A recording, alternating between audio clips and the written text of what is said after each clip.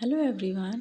श्रीमन नारायण दोस्तों, आपके अपने चैनल हर दिन कुछ नया में आपका बहुत बहुत स्वागत है। तो आज का वीडियो बृहस्पतिवार व्रत कथा का है। तो चलिए हम सभी बृहस्पतिवार व्रत कथा का श्रवण करते हैं। प्राचीन समय की बात है। भारत में एक राजा राज्य करता था। वह बड़ा प्रतापी तथा दानी था। वह नित्य प्रति मंदिर में भगवत दर्शन करने जाता था। वह ब्राह्मण और गुरु की सेवा किया करता था। उसके द्वार से कोई भी याचक निराश होकर नहीं लौटता था। वह प्रत्येक गुरुवार को व्रत रखता एवं पूजन करता था। हर दिन गरीबों की सहायता करता था। परंतु यह सब बातें उसकी रानी को अच्छी नहीं लगती थी। वह न व्रत करती थी और न किसी को एक भी पैसा दान में देती थी। वह राजा से भी ऐसा करने को मना किया करती थी। एक समय की बात है कि राजा शिकार खेलने वन को चले गए। घर पर रानी और दासी थी। उस समय गुरु बृहस्पति साधु का रूप धारण कर राजा के दरवाजे पर भिक्षा मांगने आए। साधु ने रानी से भिक्षा मांगी तो वह कहने लगी, हे साधु महाराज, मैं इस दान पुण्य से तंग आ गई हूँ। इस कार्य के लिए मेरे पतिदेव ही बहुत हैं। अब तो आप ऐसी कृपा करें कि सारा धन नष्ट हो जाए तथा मैं आराम से रह सकूं। साधु रूपी बृहस्पति देव ने कहा, हे देवी, तुम बड़ी विचित्र हो। संतान और धन से कोई दुखी नहीं होता। इसको सभी चाहते हैं। पापी भी पुत्र और धन की इच्छा करता है। अगर तुम्हारे पास धन अधिक है तो भूखे मनुष्यों को भोजन कराओ, प्याऊ लगवाओ, ब्राह्मणों को दान दो, धर्मशालाएं बनवाओ, कुआं तालाब बावड़ी बाग बगीचे आदि का निर्माण करवाओ तथा निर्धनों की कुंवारी कन्याओं का विवाह करवाओ। साथ ही यज्ञ आदि करो। इस प्रकार के कर्मों से आपके कुल का और आपका नाम परलोक में भी सार्थक होगा एवं तुम्हें भी स्वर्ग की प्राप्ति होगी। परंतु रानी साधु की इन बातों से खुश नहीं हुई। उसने कहा, हे साधु महाराज, मुझे ऐसे धन की आवश्यकता नहीं है जिसको मैं अन्य लोगों को दान देती फिरूं तथा जिसको रखने और संभालने में ही मेरा सारा समय नष्ट हो जाए। साधु ने कहा, हे देवी, यदि तुम्हारी ऐसी ही इच्छा है तो जैसा मैं तुम्हें बताता हूँ तुम वैसा ही करना। बृहस्पतिवार के दिन घर आंगन को गोबर से लीपना, अपने केसों को पीली मिट्टी से धोना, केसों को धोते समय स्नान करना, राजा से कहना वह हजामत करवाएं, भोजन में मांस मदिरा खाना, कपड़े धोबी के यहाँ धुलने देना। इस प्रकार 7 बृहस्पतिवार करने से तुम्हारा सारा धन नष्ट हो जाएगा। यह कहकर साधु महाराज रूपी बृहस्पति देव अंतर ध्यान हो गए। रानी ने साधु के कहने के अनुसार 7 बृहस्पतिवार तक वैसा ही करने का विचार किया। साधु के बताए अनुसार कार्य करते हुए केवल 3 बृहस्पतिवार ही बीते थे कि उसकी समस्त धन संपत्ति नष्ट हो गई। भोजन के लिए दोनों समय परिवार तरसने लगा तथा सांसारिक भोगों से दुखी रहने लगा। तब राजा रानी से कहने लगा कि हे रानी, तुम यहाँ पर रहो, मैं दूसरे देश को जाता हूँ, क्योंकि यहाँ पर मुझे सभी मनुष्य जानते हैं, इसलिए मैं यहाँ पर कोई काम नहीं कर सकता। मैं अब परदेश जा रहा हूँ, वहाँ कोई काम धंधा करूँगा, शायद हमारे भाग्य बदल जाएं। ऐसा कहकर राजा परदेश चला गया और वहाँ जंगल से लकड़ी काट कर लाता और शहर में बेचता। इस तरह वो राजा जीवन व्यतीत करने लगा। इधर राजा के बिना रानी दासियां दुखी रहने लगी। किसी दिन भोजन मिलता और किसी दिन जल पीकर ही रह जाती। एक समय रानी और दासियों को 7 दिन बिना भोजन के व्यतीत करने पड़े। तो रानी ने अपनी दासी से कहा, हे दासी, यहाँ पास के ही नगर में मेरी बहन रहती है। वह बड़ी धनवान है, तू उसके पास जा और वहाँ से 5 सेर बेझर मांग कर ले आ, जिससे कुछ समय के लिए गुजारा हो जाएगा। दासी रानी की बहन बहन के पास गई। रानी की बहन उस समय पूजा कर रही थी। बृहस्पतिवार का दिन था। दासी ने रानी की बहन से कहा, हे रानी बहन, मुझे आपकी बहन ने भेजा है, मुझे 5 सेर बेजर दे दो। दासी ने यह बात अनेक बार कही, परंतु रानी की बहन ने कोई उत्तर नहीं दिया, क्योंकि वह उस समय गुरु बृहस्पतिवार की कथा सुन रही थी। जब दासी को रानी की बहन से कोई उत्तर नहीं मिला तो वह बहुत दुखी हुई। उसे क्रोध भी आया। वह लौटकर रानी से बोली, हे रानी, आपकी बहन बहुत ही घमंडी है। वह छोटे लोगों से बात भी नहीं करती। मैंने उनसे कहा तो उसने कोई उत्तर नहीं दिया और मैं वापस चली आई। रानी बोली, हे दासी, इसमें कोई दोष नहीं है। जब बुरे दिन आते हैं तब कोई सहारा नहीं होता है। अच्छे बुरे का पता विपत्ति में ही लगता है।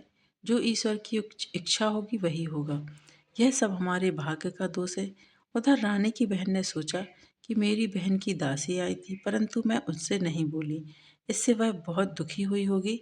अतः कथा सुन और विष्णु भगवान का पूजन समाप्त करवाए अपनी बहन के घर आई और कहने लगी, हे बहन, मैं बृहस्पतिवार का व्रत कर रही थी। तुम्हारी दासी हमारे घर आई थी, परंतु जब तक कथा होती है तब तक हम लोग न उठते हैं और न बोलते हैं, इसलिए मैं नहीं बोली। कहो दासी क्यों गई थी? रानी बोली, बहन, हमारे घर अनाज नहीं था। वैसे तुमसे कोई बात छिपी नहीं है, इस कारण मैंने दासी को तुम्हारे पास 5 सेर बीजल लेने के लिए भेजा था। रानी की बहन बोली, बहन देखो, बृहस्पति भगवान सबकी मनोकामना पूर्ण करते हैं। देखो, शायद तुम्हारे घर में भी अनाज रखा हो। यह सुनकर दासी घर के अंदर गई तो वहां उसे एक घड़ा बेझर का भरा मिल गया। उसे बड़ी हैरानी हुई, क्योंकि उसने एक एक बर्तन करके देख लिया था। उसने बाहर आकर रानी को बताया। दासी अपनी रानी से कहने लगी, हे रानी, देखो, वैसे जब हमको अन्न नहीं मिलता तो हम रोज ही व्रत करते हैं। अगर इनसे व्रत की विधि और कथा पूछ ली जाए तो हम भी व्रत कर लिया करेंगे। दासी के कहने पर रानी ने अपनी बहन से बृहस्पतिवार व्रत के बारे में पूछा। उसकी बहन ने बताया, हे रानी बहन, बृहस्पतिवार को सूर्योदय से पूर्व उठकर स्नान करने बृहस्पतिवार का व्रत करना चाहिए, लेकिन उस दिन सिर नहीं धोना चाहिए। बृहस्पतिवार के व्रत में चने की दाल और मुनक्कों से विष्णु भगवान का केले की वृक्ष की जड़ से पूजन करें तथा दीपक जलावें। उस दिन एक ही समय भोजन करें। भोजन पीले खाद्य पदार्थ का करें तथा कथा सुनें। इस प्रकार करने से गुरु भगवान प्रसन्न होते हैं, अन्न पुत्र धन देते हैं। इस तरह व्रत और पूजन की विधि बताकर रानी की बहन अपने घर लौट गईं। रानी और दासी दोनों ने निश्चय किया कि वे बृहस्पति भगवान का पूजन जरूर करेंगी। कुछ समय बाद बृहस्पतिवार आया तो उन्होंने व्रत रखा। घुड़साल में जाकर चना और गुड़ बीन लाई तथा उसकी दाल से केले की जड़ में विष्णु भगवान का पूजन किया। अब भोजन कहाँ से आए? दोनों बड़ी दुखी हुई, परंतु उन्होंने व्रत किया था, इस कारण बृहस्पति देव भगवान प्रसन्न थे। वे एक साधारण व्यक्ति के रूप में 2 थालों में सुंदर पीला भोजन लेकर आए और दासी को देकर बोले, हे दासी, यह भोजन तुम्हारे और रानी के लिए, तुम दोनों करना। दासी भोजन पाकर बड़ी प्रसन्न हुई और रानी से बोली, रानी जी, भोजन कर लो। रानी को भोजन के आने के बारे में कुछ भी पता नहीं था, इसलिए वह दासी से बोली, जा तू ही भोजन कर, क्योंकि तू हमारी व्यर्थ में हंसी उड़ाती है। दासी बोली, एक व्यक्ति अभी भोजन दे गया है। रानी कहने लगी, वह भोजन तेरे लिए ही दे गया है, तू ही भोजन कर। दासी ने कहा, वह व्यक्ति हम दोनों के लिए 2 थालों में भोजन दे गया है, इसलिए मैं और आप दोनों ही साथ साथ भोजन करेंगे। फिर दोनों ने गुरु भगवान को नमस्कार कर भोजन प्रारंभ किया। उसके बाद से वे प्रत्येक बृहस्पतिवार को गुरु भगवान का व्रत और पूजन करने लगी। बृहस्पति भगवान की कृपा से उनके पास धन हो गया, परंतु रानी फिर पहले की तरह आलस करने लगी। तब दासी बोली, देखो रानी, तुम पहले भी इस प्रकार आलस करती थी, तुम्हें धन के रखने में कष्ट होता था, इस कारण सभी धन नष्ट हो गया। अब गुरु भगवान की कृपा से धन मिला है तो फिर आलस होता है। बड़ी मुसीबतों के बाद हमने यह धन पाया है, इसलिए हमें दान पुण्य करना चाहिए। आप भूखे मनुष्य को भोजन कराओ, प्याऊ लगवाओ, ब्राह्मणों को दान दो, कुआं तालाब बावड़ी आदि का निर्माण कराओ, मंदिर पाठशाला बनवा कर दान दो, कुंवारी कन्याओं का विवाह करवाओ। धन को शुभ कार्यों में खर्च करो, जिससे आपके कुल का यश बढ़े तथा स्वर्ग प्राप्त हो और पितृ प्रसन्न हो। दासी की बात मानकर रानी ने इसी प्रकार के कर्म करने प्रारंभ किए, जिससे उनका काफी यश फैलने लगा। एक दिन रानी और दासी आपस में विचार करने लगी कि जाने राजा किस दशा में होंगे।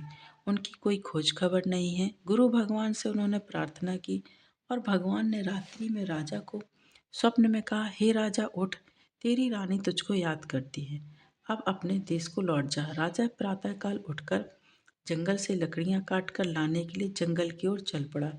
जंगल से गुजरते हुए वह सोचने लगा, रानी की गलती से कितने दुख भोगने पड़ रहे हैं। राजपाट छोड़कर उसे जंगल में आकर रहना पड़ा। जंगल से लकड़ियां काटकर उन्हें बेचकर गुजारा करना पड़ा। उसी समय उस जंगल में बृहस्पति देव एक साधु का रूप धारण कर आए और राजा के पास आकर बोली, हे लकड़हारे, तुम इस सुनसान जंगल में किस चिंता में बैठे हो, मुझे बतलाओ। यह सुन राजा के नेत्रों में जल भर आया और साधु की वंदना कर बोला, हे प्रभु, आप सब कुछ जानने वाले हैं। इतना कहकर राजा ने साधु को अपनी संपूर्ण कहानी सुना दी। महात्मा तो स्वभाव से ही दयालु होते हैं। वे राजा से बोले, हे राजा, तुम्हारी पत्नी ने बृहस्पति देव के प्रति अपराध किया था, जिसके कारण तुम्हारी यह दशा हुई है। अब तुम किसी प्रकार की चिंता मत करो, भगवान तुम्हें पहले से अधिक धन देंगे। देखो, तुम्हारी पत्नी ने बृहस्पतिवार का व्रत करना प्रारंभ कर दिया है। अब तुम भी बृहस्पतिवार का व्रत करके चने की दाल व गुड़ और जल को लोटे में डालकर केले के पत्ते से भगवान विष्णु का पूजन करो। फिर कथा कहो या सुनो, भगवान तुम्हारी सभी मनोकामनाओं को पूर्ण करेंगे। साधु को प्रसन्न देखकर राजा बोला, हे प्रभु, मुझे लकड़ी बेचकर इतना पैसा नहीं बचता जिससे मैं भोजन करने के उपरांत कुछ बचा सकूं। मैंने रात्रि में अपनी रानी को व्याकुल देखा। मेरे पास कोई साधन नहीं जिससे मैं समाचार जान सकूं। फिर मैं बृहस्पतिवार की कौन सी कहानी कहूँ या सुनूं? मुझे तो कुछ भी मालूम नहीं है। साधु ने कहा, हे राजा, तुम किसी बात की चिंता मत करो। बृहस्पतिवार के दिन तुम रोजाना की तरह लकड़ियां लेकर शहर में जाओ। तुम्हें रोज से दोगुना धन प्राप्त होगा, जिससे तुम भली भांति भोजन कर लोगे तथा बृहस्पति देव की पूजा का सामान भी आ जाएगा। बृहस्पति देव की कथा मैं तुम्हें सुनाता हूँ, जो कि इस प्रकार है। बृहस्पति देव की कथा। प्राचीन काल में एक बहुत ही निर्धन ब्राह्मण था। उसकी कोई संतान नहीं थी। वह नित्य पूजा पाठ करता, परंतु उसकी स्त्री बहुत मलिनता के साथ रहती। वह ना स्नान करती और ना किसी देवता का पूजन करती।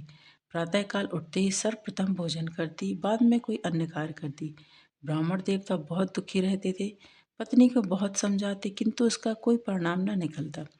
भगवान की अनुकंपा से एक समय उस ब्राह्मण की पत्नी गर्भवती हुई और 10वें महीने एक सुंदर कन्या को जन्म दिया।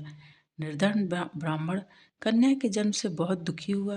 धीरे धीरे ब्राह्मण की कन्या बड़ी होने लगी। बचपन से ही उस कन्या की रुचि भगवान विष्णु की पूजा में थी।